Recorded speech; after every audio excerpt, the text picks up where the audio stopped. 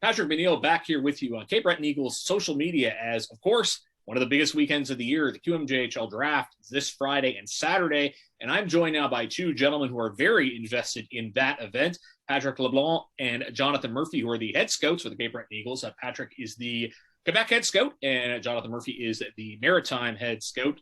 Murph, I'll start with you. How excited are you to get this going in this unusual season and unusual draft that we're about to see?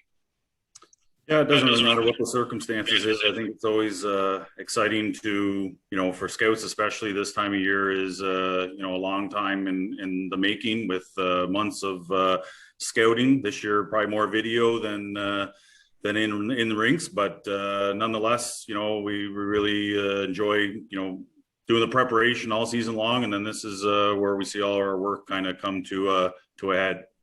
Now, Pat, I know on the business side, we're kind of just kicking things into gear, getting the promotion going. But what does this week look like for you and your scouting team? Oh, it's a pretty special one, Pat, because, this year we hired two new scouts. So it was for both first time they work as a scout.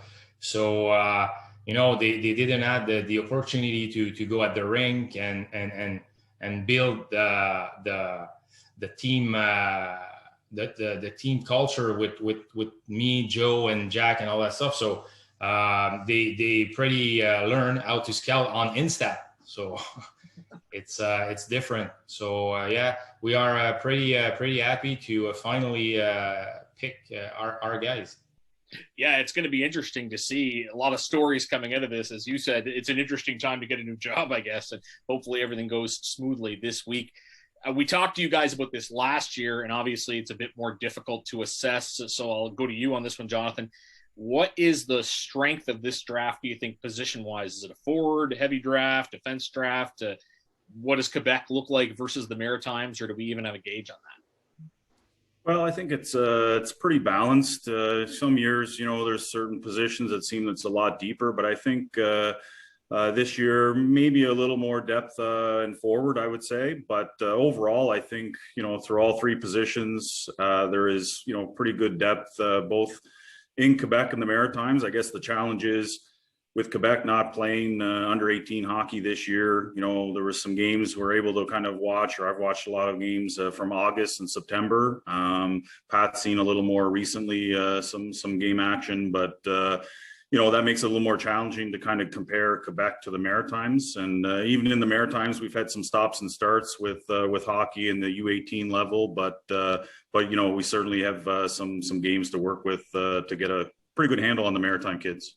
Now, I'll ask you this question, Pat. We know interviews are a big part of the draft process. You guys talk to a lot of kids over the year. How does that process work? Who handles the interviews? Is it one scout in particular? And generally, how long are you speaking to a player? And give us some insight onto what an interview looks like for a potential Eagle to be.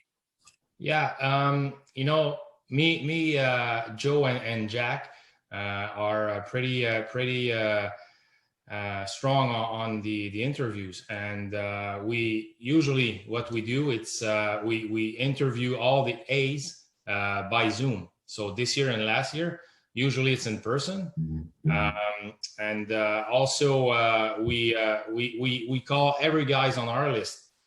Some teams send some form to the kids. We prefer to talk to everyone, so usually it's like 15 to 20 minutes on the phone, and on the Zoom it's more like 30 minutes and over. Because we talk about Sydney, we talk about the school, everything. So it's very important to know the players, and like we always say, it takes a special player to come to play for the Eagles, but also a special person, and it's the best way to find it. Now, it's really interesting when you mention how long one of those interviews is. When you think of all the different players you're interviewing over the year, that would be a lot of time. So it's certainly a big responsibility for management off the ice. Now, Jonathan, I'll ask you this question. In these interviews, have you got an impression on how the players in this age group have handled this year and how frustrated they were with the fact that it wasn't a normal year? Yeah, I think by and large, I would say teenagers, as a general rule of thumb, and especially the hockey players we talked to this year, are resilient. And, even though the season didn't go according to plan and there was lots of challenges and, I'm sure it was frustrating at times, but overall, I think players are excited, not only with the draft upcoming, but with the prospects of, a new season coming up, not that far away. The draft's a little bit later. So, training camp for the Q is, basically less than 2 months away. And the midget programs or the U18 programs are not going to be long after that. So I think by and large part, I think, players kind of really showed how resilient they are. They kind of dealt with that adversity. And they also showed that they basically are really already looking ahead and excited about what's upcoming. Speaking of adversity, we're working through the electronics here, but it's great to have these two guys with us. Now, Pat, you are in Quebec. As Murph mentioned, no under 18 hockey there. Did you have any video from last season? Was there video from practices? What has been the main source of information in terms of evaluating these players on the ice? The answer, Pat, is everything. On ice sessions, off ice sessions. To be honest, it was tougher to have Bantam AAA games because they are not on Instat. So what we had basically was the training camp. And after the training camp, some regions continued to play because they were in orange or yellow. So Amos, as example, played against the collegial team there. Same for Jonquière and Collège Notre-Dame. So we had the opportunity to see them a little bit more. And after that, we talked with the coaches. So we had some practice, some tapes from the practice. And there's some showcase that went through recently. There's 3 that I can remind of. So we sent some scouts to every showcase, and we enjoyed every minute because it's some valuable information to make our final list and make some adjustment. I'm sure for the players, they were certainly very motivated because every individual game meant so much more because there was fewer of them. Now, Murph, I wanted to ask you this question. Usually in the draft, the bulk of players picked are going to be from that year. So this is a 2005 draft, but you will see players that are older sneak through. And an example I give for the Eagles is Davis Cooper, made it last year as a rookie, as a 2003. Do you think that maybe we'll see more 2004s drafted this year because you actually had a chance to watch those players in their 15-year-old season? Yeah, I think, every year there's always some players that, get passed over their first chance through. And in some cases, maybe even through their second chance in the draft. And everyone develops at a different rate. I think you mentioned Davis Cooper. I also think of Logan Kelly Murphy. He didn't get drafted at all. And, we tried to follow players, or even some move on, play a third season in U18 or even into junior A. And everyone develops at a different rate. So as scouts, it's one of those you want to try to keep a radar on, players at a variety of different ages, because right now, for these 15-year-olds, this is just a snapshot in time. And this draft will show in 2 or 3 years' time, the scouts weren't right about every single player. Players, some, dramatically improved that, weren't high on the list right now, and vice versa. So it's one of those where I think player development, it's one of those players that are willing to put in the time and work hard and really, kind of dedicate themselves to improving. They'll reap that reward down the road, and it might come a little later for some players. Now, last year, I had the chance to speak with both of you guys, so I wanted to ask your thoughts on how you think the 2020 class performed. Pat, I'll start with you. We see Ruccia, Canning, Buteau make it as 16-year-olds. Cooper makes it as a 17-year-old. Based on what you saw on video, how did you feel that the new crop of Eagles did last season? Very impressed. Honestly, we had 3 guys that made the team last year. And to be honest, there's a lot of kids that can play in the league for sure. So we didn't saw them very much, but we are very confident that the next training camp is going to give us reason on our picks, and some are going to crack the lineup for sure. Murph, your thoughts on the Eagles rookies and also maybe the players that didn't make the Eagles last year? I know Colby Huggan is in your backyard, to use one example. What are your thoughts on how the 2020 draft class looked last year? Yeah, I think, overall, we're very pleased. I know with how things unfolded with our season, and we were, basically some of our better players were traded, and we went with some youth.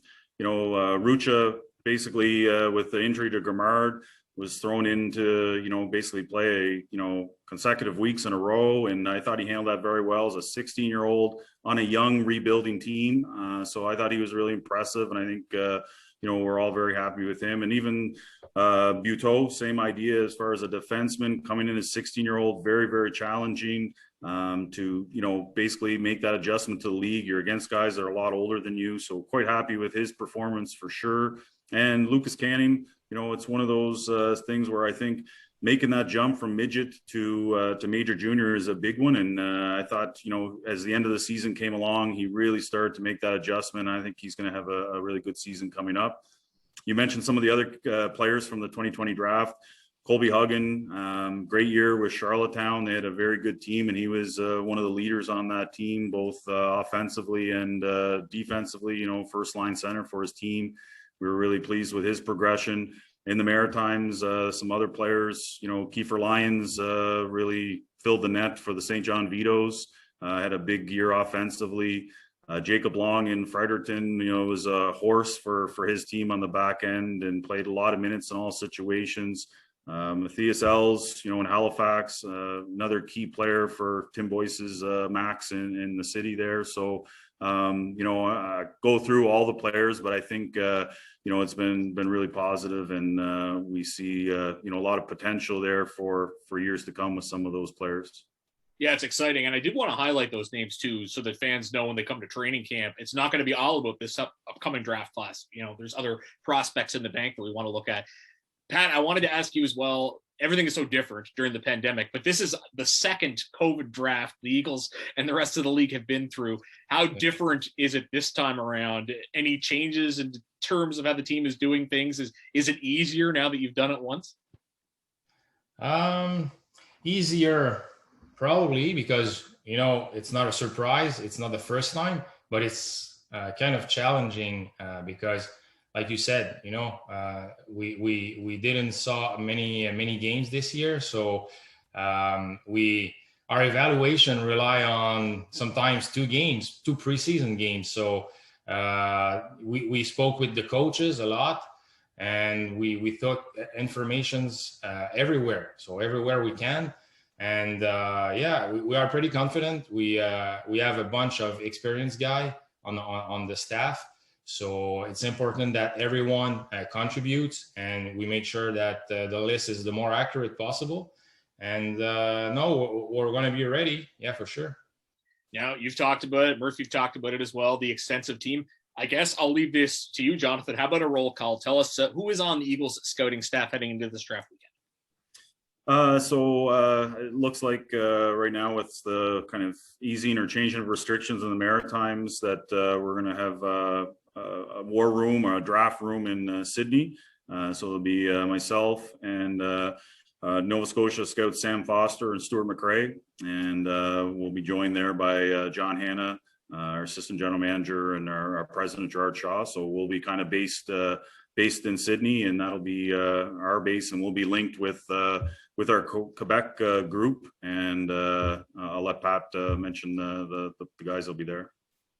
Yeah, so our Quebec group will be Jack Carrière, our general manager, Jacques Leblond, the advisor of Jack, also myself, Jean-François Duhamel, who's the most experienced scout we have in our team now. He's young, but he's have some experience. He's very valuable for us.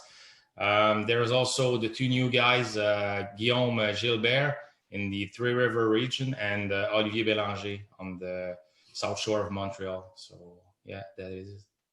Well, very good. And it is exciting that you can have a bit more togetherness this year as opposed to last year, where I think everything was a bit more fractured. A great insight, guys. Really appreciate having you on, and best of luck this weekend. Perfect. Thank you very much, Pat. That is Jonathan Murphy, the Cape Breton Eagles head Atlantic Region Scout, and Patrick Leblond, who is the head Quebec Scout, heading into this weekend's QMJHL draft. Stay tuned to Cape Breton Eagles social media for all coverage heading into the draft, which begins on Friday and will continue on to Saturday.